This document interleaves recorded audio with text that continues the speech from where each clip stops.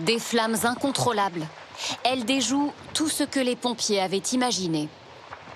Le feu a apporté son lot de surprises dans la direction qu'il a pu prendre, parce qu'il a généré son propre vent, sa propre histoire, son propre mouvement. Et donc il a décidé de repartir vers le nord.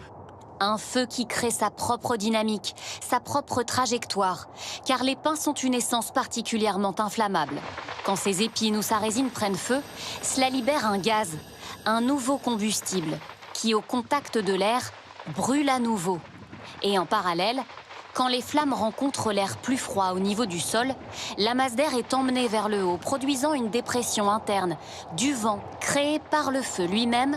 Voilà comment il se propage à 7 km/h, voire plus. Quand on a en plus le phénomène de saute de feu, quand à cause du vent, la végétation se détache de l'arbre et s'envole sous l'effet du vent, on peut avoir des vitesses de propagation jusqu'à 10 km/h, ce qui est absolument considérable. L'autre immense difficulté, c'est la hauteur de la végétation. Depuis le sol, impossible pour les lances d'atteindre les cimes. Quand les pins centenaires d'une trentaine de mètres s'embrasent, les flammes atteignent 50 mètres, l'équivalent d'un immeuble de 15 étages. Seuls les canadaires peuvent agir, ils sont obligés de s'élever encore.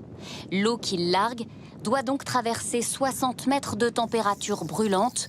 Une grande partie s'évapore avant de toucher le sol. Les largages sont donc rendus inefficaces et risqués. Aujourd'hui, le problème se pose opérationnellement parce qu'il y a tellement de fumée que les avions ne peuvent même plus pénétrer à l'intérieur du sinistre ou à proximité. Ça veut dire que c'est dangereux pour les pilotes et pour les moyens aériens en eux-mêmes. Voilà pourquoi seules d'intenses précipitations permettront désormais d'éteindre ces gigantesques incendies.